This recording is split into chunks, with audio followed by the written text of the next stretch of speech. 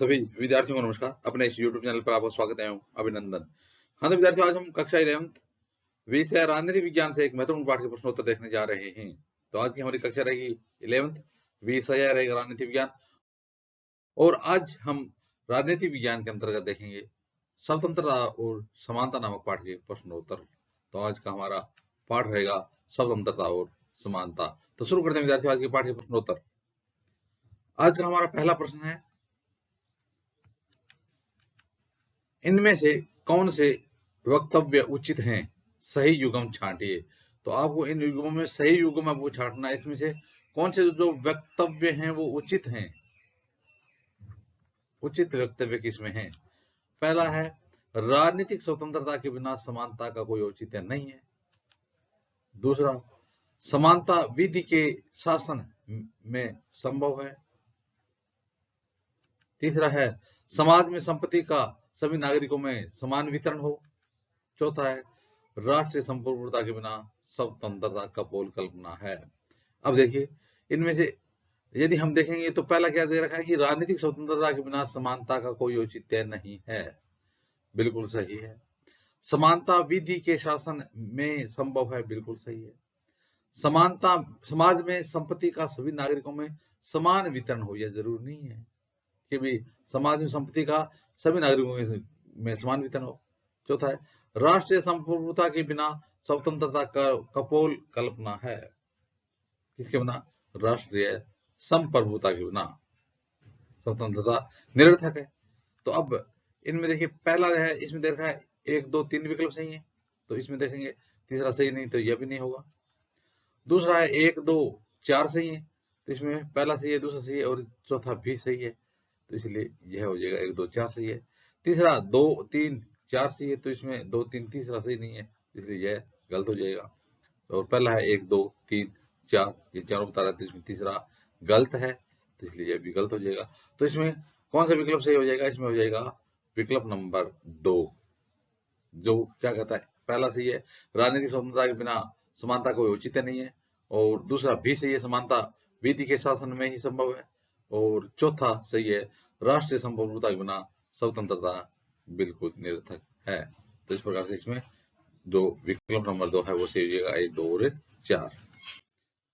हाँ विद्यार्थी, अब देखते हैं आज के पाठ का अगला प्रश्न। अगला प्रश्न है, सामाजिक समानता को स्पष्ट करने वाला कौन सा कथन सही है?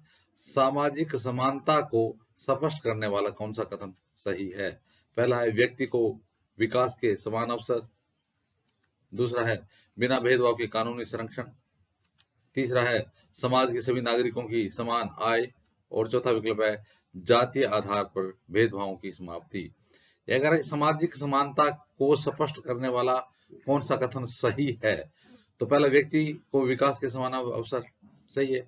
बिना भेदभाव के कानूनी संरक्षण, यह भी सही है। समाज के सभी नागरिकों की समान आय, यह जरूरी थोड़ी है कि समाज के सभी लोगों की आय समान हो। चौथा है, जातीय आधार पर भेदभाव की समाप्ति, यह भी सही है। तो इसमें भी 1, 2 और 4 सही हो जाएंगे। तो इसमें पहला है 1, 2, 3, क्योंकि यहाँ पर 3 दे रखा था इसलिए गलत हो गया। दूसरा है 1, 2, 4, तो यह सही हो जाएगा क्योंकि इसमें 1, 2, 4 सही है। तीसरा भी गलत हो जाएगा क्योंकि इसमें 1 सही है जो दिया नहीं हुआ है, 3 गलत है इसलिए वो दिया हुआ है। चौथा 1, 2, 3, 4, तो इसमें ये चारों सही दिखाए गए इसलिए यह भी गलत हो जाएगा। तो इसमें 2 नंबर विकल्प 1, 2 और 4 सही हैं। 1, 2, 4 सही है। हाँ तो विद्यार्थी, अब देखते हैं आज के पाठ का अगला प्रश्न। अगला प्रश्न है, कौन सा विचार स्वतंत्रता का मूल मंत्र माना जाता है? कौन सा विचार स्वतंत्रता का मूल मंत्र माना जाता है? तो हो जाएगा विधि का शासन। और दूसरा है अराजकता का साम्राज्य। तीसरा है कार्यपालिका की स्वेच्छाचारिता। और चौथा असाक्षरता। कौन सा शासन स्वतंत्रता का मूल मंत्र माना जाता है? तो इसमें विधि का शासन है, वो स्वतंत्रता का मूल मंत्र माना जाता है। तो अब प्रश्न इस प्रकार से पूछ लिया जाए कि स्वतंत्रता का मूल मंत्र किसे माना जाता है, तो हम कह देंगे विधि के शासन को स्वतंत्रता का मूल मंत्र माना जाता है। अगला प्रश्न विद्यार्थियों, किस देश के नागरिकों को समानता मौलिक अधिकार के रूप में प्राप्त है? तो उस देश के नागरिक का नाम बताना जिसको जो समानता है वो मौलिक अधिकार के रूप में प्राप्त है। भारत, अफगानिस्तान, पाकिस्तान, श्रीलंका, तो इसमें हो जाएगा भारत के नागरिकों को जो समानता है वो मौलिक अधिकार के रूप में प्राप्त है। हाँ तो विद्यार्थी, अब देखते हैं आज के पाठ का अगला प्रश्न। अगला प्रश्न है, स्वतंत्रता मेरा जन्मसिद्ध अधिकार है, बहुत प्रसिद्ध कथन है, बहुत बार परीक्षाओं में पूछा गया है कि स्वतंत्रता मेरा जन्मसिद्ध अधिकार है, मैं इसे लेकर के रहूंगा। यह कथन किसका है? तो यह कथन किसका है? स्वतंत्रता मेरा जन्मसिद्ध अधिकार और इसमें लेकर रहूंगा, तो इसका यह कथन है बाल गंगाधर तिलक का। इसका बाल गंगाधर तिलक का कथन है कि स्वतंत्रता मेरा जन्मसिद्ध अधिकार में से लेकर रहूंगा। अगला प्रश्न है, मनुष्य स्वतंत्र जन्म लेता है किंतु वह सर्वत्र बंधनों में जकड़ा रहता है। यह कथन किसका है? मनुष्य स्वतंत्र जन्म लेता है किंतु वह सर्वत्र बंधनों में जकड़ा रहता है। यह कथन किसका है? तो इसका उत्तर हो जाएगा रूसो का है। यह कथन किसका है? रूसो का। अगला है, पूंजीवादी देशों में किस समानता का अभाव पाया जाता है? पूंजीवादी देशों में किस समानता का अभाव पाया जाता है? हो जाएगा आर्थिक समानता का अभाव पाया जाता है। तो पूंजीवादी देशों में किस समानता का अभाव पाया जाता है? आर्थिक समानता का अभाव पाया जाता है। अगला प्रश्न है, नकारात्मक स्वतंत्रता से क्या अभिप्राय है? नकारात्मक स्वतंत्रता से क्या अभिप्राय है? देखिए, व्यक्ति के कार्यों पर किसी प्रकार का कोई बंधन न होना ही नकारात्मक स्वतंत्रता है। बंधनों का अभाव, किसी भी प्रकार के बंधन का न होना, बंधनों का अभाव। बंधनों का अभाव क्या है? किसी भी प्रकार के बंधन का अभाव क्या है? नकारात्मक स्वतंत्रता है। अगला प्रश्न है, किस स्वतंत्रता को लोकतंत्र की आत्मा कहा जाता है? किस स्वतंत्रता को लोकतंत्र की आत्मा कहा जाता है? तो इसका उत्तर हो जाएगा राजनीतिक स्वतंत्रता को लोकतंत्र की आत्मा कहा जाता है। हाँ विद्यार्थियों, अब देखते हैं आज की पाठ का अगला प्रश्न। अगला प्रश्न है, स्वतंत्रता की समस्या का एकमात्र समाधान समानता में निहित है। यह कथन किसका है? स्वतंत्रता की समस्या का एकमात्र समाधान किस में निहित है? समानता में निहित है। यह कथन किसका है? तो यह पोलार्ड का है। पोलार्ड। स्वतंत्रता की समस्या का एकमात्र समाधान किसने बताया गया? समानता में। किसने? पोलार्ड ने। अगला प्रश्न है, कौन सा विचार स्वतंत्रता का मूल मंत्र माना जाता है? कौन सा विचार है वो स्वतंत्रता का मूल मंत्र माना जाता है? तो हो जाएगा विधि का शासन। पहले भी बताया था आपको, विधि का शासन। तो विधि के शासन को स्वतंत्रता का मूल मंत्र माना जाता है। अगला प्रश्न है, व्यक्तिगत स्वतंत्रता की अवधारणा के मुख्य प्रतिपादक कौन है? व्यक्तिगत स्वतंत्रता की अवधारणा के मुख्य प्रतिपादक कौन है? तो हो जाएगा जे.एस. मिल, जॉन स्टुअर्ट मिल। व्यक्तिगत स्वतंत्रता की अवधारणा के मुख्य प्रतिपादक कौन है? जे.एस. मिल है। अगला प्रश्न है, किस स्वतंत्रता द्वारा आर्थिक विषमता को दूर करने का प्रयास किया जाता है? किस स्वतंत्रता द्वारा आर्थिक विषमता को दूर करने का प्रयास किया जाता है? हो जाएगा आर्थिक स्वतंत्रता द्वारा ही आर्थिक विषमता को दूर करने का प्रयास किया जाता है। अगला प्रश्न है, किस समानता द्वारा समस्त नागरिकों को राज्य समुचित विकास के अवसर प्रदान करता है? किस समानता द्वारा समस्त नागरिकों को राज्य समुचित विकास के अवसर प्रदान करता है? तो ये अवसर की समानता द्वारा। तो किस समानता द्वारा जो राज्य है वो समस्त नागरिकों को समुचित विकास के अवसर प्रदान करता है? हो जाएगा अवसर की समानता द्वारा। हाँ विद्यार्थियों, अब देखते हैं आज की पाठ का अगला प्रश्न। अगला प्रश्न है, स्वतंत्रता शब्द अंग्रेजी के किस शब्द का हिंदी रूपांतरण है? कौन सा स्वतंत्रता शब्द है वो अंग्रेजी के किस शब्द का हिंदी रूपांतरण है? तो हो जाएगा लिबर्टी। Liberty, liberty.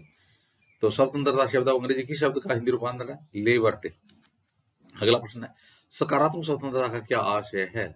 सब सकारात्मक स्वतंत्रता, पहले हमने नकारात्मक देखा। नकारात्मक, किसी प्रकार का बंधन न होना, नकारात्मक। या सकारात्मक स्वतंत्रता क्या है? तो इसका अर्थ है कि व्यक्ति अपने लिए उन परिस्थितियों का निर्माण करे जो उसके विकास के साथ साथ सभी नागरिकों के लिए भी ऐसी परिस्थितियां निर्मित करे।